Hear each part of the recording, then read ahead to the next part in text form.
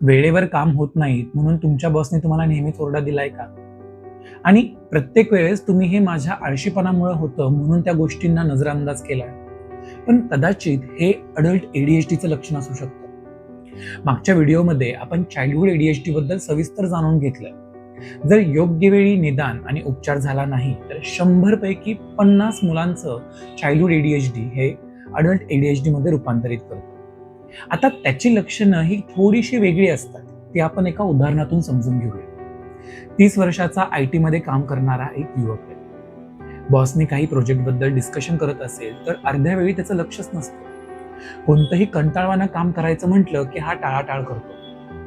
किंवा पुढची व्यक्ती काही बोलत असेल तर मध्येच स्वतःचं काहीतरी मत मांडण्याचा तो प्रयत्न करतो. ह्याच्याबरोबरच कॅफेटेरियामध्ये दुपारी गेला आणि मोठी लाईन असेल तर तो एकदम अस्वस्थ होतो.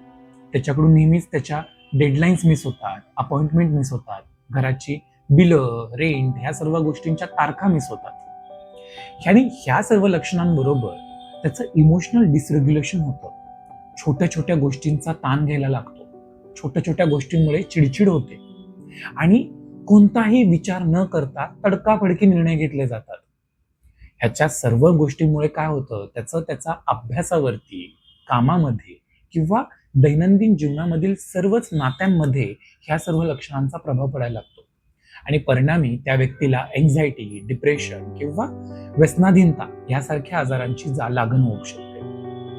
वेळेवरती जर आपण अडल्ट एडीएचडी आणि चाइल्डहुड एडीएचडी डायग्नोज केला तर आपण या सर्व गोष्टींपासून मुक्त होऊ शकतो.